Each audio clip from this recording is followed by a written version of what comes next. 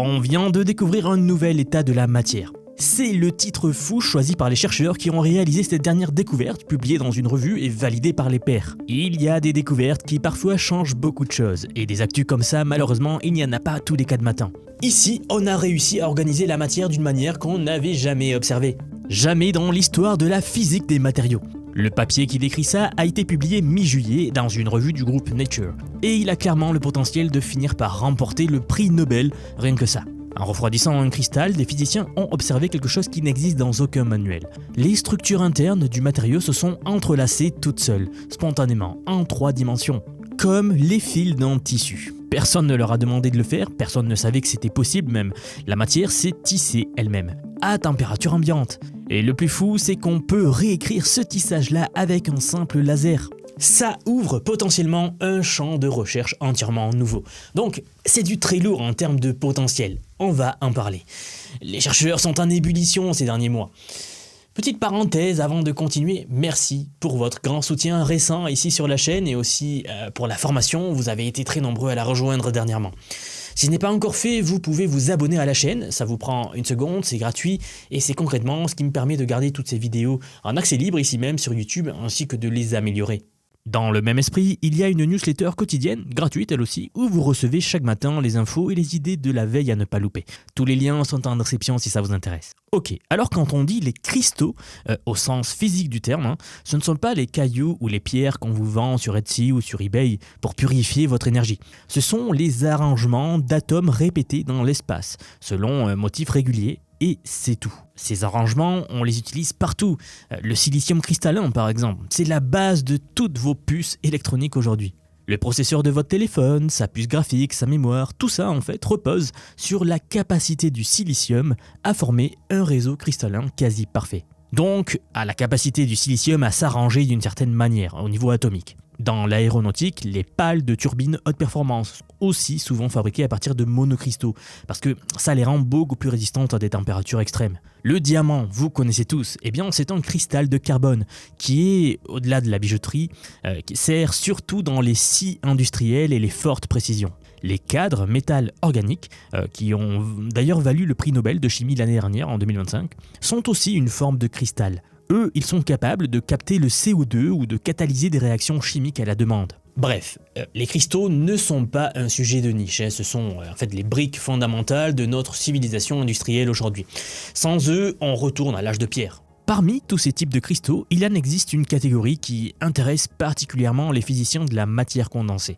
Ce sont les cristaux ferroélectriques. Un cristal ferroélectrique, c'est un réseau cristallin dont la structure interne crée de petites régions où la charge positive est légèrement décalée par rapport à la charge négative.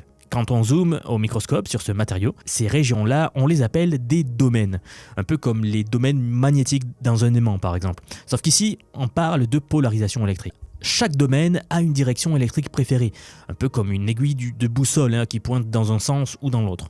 Sauf qu'ici, vous pouvez forcer cette aiguille à pointer dans l'autre sens en appliquant un champ électrique. En fait, vous appliquez le champ et la direction bascule. Vous coupez le champ et la direction reste dans sa nouvelle position. Elle ne revient pas en arrière. Autrement dit, vous pouvez écrire un état dans le matériau, couper le courant et l'état est toujours là. C'est une mémoire qui ne s'efface pas quand on coupe l'alimentation. Elle peut rester comme ça, sans source d'alimentation pendant un moment et l'information restera là. Qu'on peut réécrire à volonté également, le tout en consommant très peu d'énergie. Alors, voilà pour les bases. Mais maintenant, que s'est-il passé exactement pour que tout bascule comme ça ? Une équipe internationale, avec des groupes de recherche à Rome, Tianjin, Guineng et d'autres, ont travaillé sur un cristal ferroélectrique bien particulier. Du tantalate niobate de potassium dopé au lithium. Alors oui, le nom est complètement barbare. En jargon scientifique, on dit le KTN-Li. C'est un matériau transparent qui devient ferroélectrique quand on le refroidit en dessous d'une certaine température. L'équipe l'a donc refroidi. Les domaines ferroélectriques sont apparus normalement, donc jusqu'à là rien de surprenant. Puis ils ont continué à descendre en température. Dans les couches proches de la surface du cristal, les domaines ne se sont pas simplement alignés côte à côte comme on l'observe d'habitude. Ils se sont entrelacés. Des brins de domaines passant les uns au-dessus des autres, exactement comme les fils d'un tissu par exemple, qui forment une boule incompréhensible à la fin. Un tissage tridimensionnel, complètement spontané. La température à laquelle ça se produit était d'environ 17 degrés Celsius. Oui, pas Kelvin, mais bien Celsius. C'est à peu près la température de votre bureau quand la clim est un poil trop forte, n'est-ce pas ? Ils nous ont confirmé à plusieurs reprises que ce n'est pas un artefact d'imagerie. Ce ne sont pas des lignes qui donnent l'impression de se croiser quand on les regarde d'en haut. L'équipe a sondé le cristal avec de la lumière polarisée et pris des images au microscope à différentes profondeurs. La structure est réellement tridimensionnelle. On parle de nano-ensembles de dipôles qui s'entrelacent dans le volume du matériau pour former un réseau qui ressemble à du textile. On n'avait jamais vu ça. D'ailleurs, une grande revue publiée dans Nature Physics en juillet 2026, donc le mois dernier, faisait justement le tour de nos connaissances sur les cristaux. Tout y est répertorié. Tout sauf ça, bien sûr. En fait, personne n'avait anticipé qu'un cristal ferroélectrique pourrait tisser spontanément ses propres domaines en 3 dimensions. Ce mode d'organisation n'existait dans aucun catalogue, dans aucun modèle théorique. Et l'histoire ne s'arrête pas là, hein. Ce tissage ne serait pas figé. Quand les chercheurs ont réchauffé le cristal, puis l'ont refroidi à nouveau, le tissage est réapparu, mais avec un motif différent. En fait, à chaque cycle thermique, le cristal produit un nouveau patron, un peu comme un métier à tisser qui ne reproduirait jamais 2 fois le même textile. Par contre, une fois qu'un motif s'est formé, il reste stable, lui, tant que la température ne bouge pas significativement. Le cristal tisse, défait, retisse, et jamais le même motif. L'équipe est allée encore plus loin. Ils ont braqué un laser vert focalisé sur une zone de ce tissage, et le faisceau a démêlé localement une partie du réseau sans détruire le reste de la structure autour. Avec un laser infrarouge, en revanche, rien ne s'est passé. Ce n'est donc pas un simple effet de chaleur. Il y a une interaction spécifique entre la lumière visible à 514 nanomètres, précisément, et les parois du domaine chargées à l'intérieur de ce matériau. Donc, récapitulons. On a un matériau qui s'auto-organise spontanément en motif tridimensionnel stable, que la lumière visible peut localement réécrire, et qui se régénère de lui-même à chaque cycle thermique. Ce n'est pas de la science-fiction, les chercheurs eux-mêmes font d'ailleurs une comparaison avec le vivant ici dans leur papier de publication, donc ce n'est pas une invention journalistique, c'est écrit noir sur blanc sur leur papier de recherche. Ils rapprochent leur tissage de la double hélice de l'ADN par exemple, du vivant, et des réseaux de fibres du cerveau. Leur raisonnement tient en une idée assez simple, c'est que dans une structure tissée, aucun fil ne reste isolé dans un coin, chacun traverse l'ensemble du tissu. Du coup, vous pouvez perturber le système et ajouter du bruit, mais la structure, elle va tenir bon.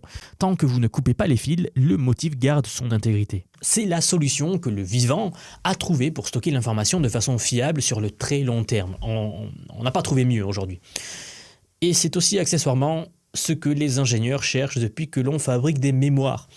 Donc, si le tissage code l'information par structure, si la lumière peut le réécrire, on tient là peut-être une architecture radicalement différente pour stocker des données, ou même plein d'autres applications qui nous sont complètement inconnues à ce jour.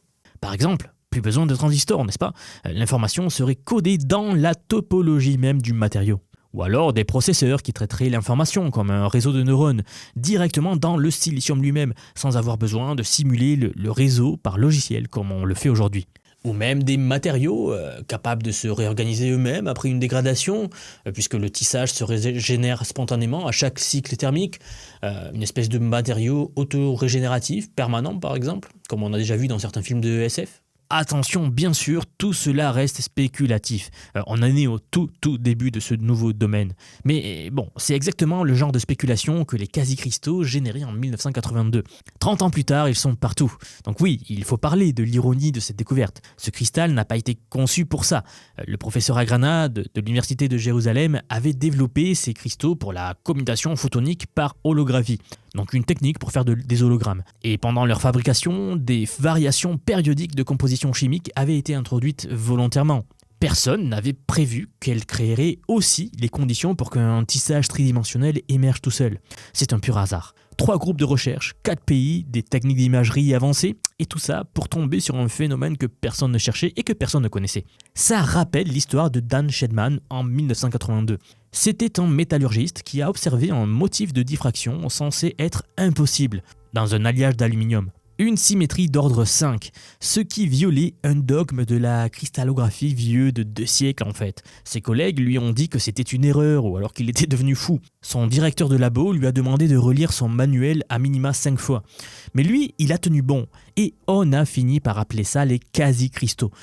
Il a gagné le prix Nobel de chimie en 2011. Aujourd'hui, on retrouve les quasi-cristaux dans pas mal de produits que nous utilisons tous les jours, et surtout dans l'industrie. Cette présente découverte en est donc au même stade que Shedman à l'époque, un phénomène inattendu, observé pour la première fois, qui ne rentre dans aucune catégorie existante.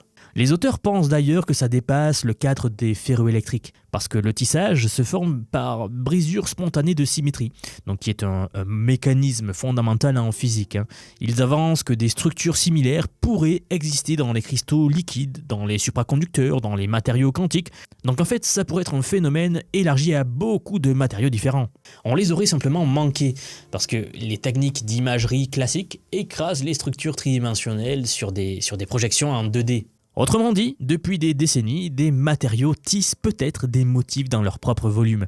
Personne ne les avait vus parce que personne ne regardait en 3D. Ce n'est d'ailleurs pas un cas isolé. En début août, une équipe de l'université de Flinders en Australie a publié un résultat qui va aussi dans cette direction.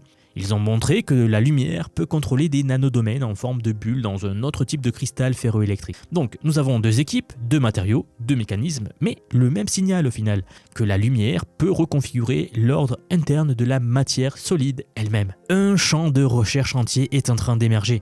J'aimerais que nous prenions du recul une petite seconde et faire une petite expérience de pensée avec vous. Vous savez, aujourd'hui, on nomme les époques historiques par les matériaux que les civilisations maîtrisent. L'âge de pierre, l'âge du bronze, l'âge du fer. Si quelqu'un né il y a 10 000 ans en arrière arrivait parmi nous aujourd'hui, ce qui le frapperait en premier, contrairement à ce qu'on peut croire, ce ne serait ni votre iPhone, ni votre voiture, ni rien de tout ça. Ce serait le béton sous nos pieds, qui est littéralement partout. Ou alors le verre des fenêtres, vous voyez des buildings remplis de verre, ou les miroirs, le plastique. Bref, toutes ces choses qui nous semblent banales, mais qui n'existent que parce que quelqu'un, à un moment donné, a compris comment forcer la matière à s'organiser autrement. Là, on vient de découvrir que la matière n'a même pas besoin qu'on la force, elle se tisse elle-même. La lumière peut la réécrire et le motif se régénère tout seul. C'est pour ça que la science des matériaux, c'est probablement le domaine de la science le plus sous-évalué de toute la recherche, je le dis souvent. Et en fait, il y a une raison pour laquelle autant de startups IA se lancent dans la découverte de nouveaux matériaux. Chaque nouveau mode d'organisation de la matière ouvre des possibilités qu'on ne peut tout simplement pas prévoir au moment de la découverte. Les quasi-cristaux ont fini partout dans nos vies. Les cadres métal organiques captent le CO2 aujourd'hui. Ce tissage ferroélectrique, personne ne sait encore ce qu'il deviendra. Mais quand la matière fait quelque chose qu'on ne savait pas possible, c'est généralement le signe que quelque chose de gros se prépare. Bien sûr, je ne l'ai même pas encore mentionné, mais cette découverte a été rendue possible grâce à l'IA. Bien sûr, vous vous en doutez, une de plus, j'ai envie de dire. Dans un monde où l'IA accélère la découverte des matériaux, où des modèles prédisent des structures cristallines par centaines de milliers, où des labos autonomes synthétisent des composés sans intervention humaine du tout, comprendre comment la matière s'organise, comprendre comment l'IA transforme tous ces processus, comment elle permet ses découvertes, comment elle accélère tous les travaux, ce n'est plus un luxe académique. C'est une compétence stratégique qu'il vous faut maîtriser maintenant. Donc, messieurs, dames, si tout ça vous parle, si vous voulez comprendre concrètement comment l'IA change la recherche, la production, la façon dont on travaille, la vie quotidienne, la vie professionnelle de tout le monde, et que vous voulez le comprendre maintenant, non pas dans 10 ans, mais maintenant, alors j'ai justement quelque chose pour vous. J'aimerais vous dire que depuis quelques mois déjà, j'ai construit un programme d'apprentissage unique. Je vous apprends l'IA sous tous ses aspects. C'est un parcours que j'ai créé et pensé pour vous transmettre tout ce que je sais. Alors non seulement sur les modèles d'IA comme ChatGPT, Gemini de Google, Grok de Elon Musk, Claude, etc. Je vous montre en fait et surtout la manière de les intégrer concrètement dans votre vie, dans votre travail, dans vos projets. Et ce que vous soyez salarié, indépendant, entrepreneur ou même à la retraite. Car oui, nous avons beaucoup de retraités dans la communauté et ils utilisent l'IA au quotidien. J'ai récemment sorti la plus grosse mise à jour à ce jour de la formation. Ça fait un petit moment que j'en parlais, mais ça y est, elle est là, elle est en ligne. C'est un module entièrement dédié à l'automatisation par IA, donc en utilisant N8N. Autrement dit, la création d'agents IA, donc des espèces de salariés virtuels qui vont travailler pour vous et tout faire pour vous. En somme, vous faire gagner des heures et des heures et des heures. Vous êtes déjà plus de 6 à 7 000 à avoir rejoint ce programme, donc merci pour tout ce soutien. Et enfin, sachez qu'il n'y a pas besoin d'être développeur, pas besoin d'avoir un profil technique. Je vous prends par la main et pas à pas, avec des leçons vidéo claires, des cas concrets pratiques, on voit tout ce qui touche à l'IA. Dernier point, mais pas des moindres bien sûr, si vous nous rejoignez aujourd'hui, vous aurez accès à toutes les évolutions du futur. Sans surcoût, accès illimité à vie à tout ce que je veux vous apprendre. Donc aujourd'hui, c'est un paiement unique, ce n'est pas un paiement mensuel, c'est juste un paiement unique et vous aurez accès à vie à toutes les mises à jour que je vais faire en permanence et que je fais en ce moment même d'ailleurs. Donc si cela vous intéresse, vous avez les liens en dessous de la vidéo, donc soit en description, soit en commentaire épinglé pour nous rejoindre. Dans tous les cas, moi, je serai très heureux de vous accueillir dans le programme Vision IA. Si vous êtes encore là, merci d'avoir regardé cette vidéo jusqu'au bout et je vous dis à très vite pour la prochaine vidéo. À bientôt.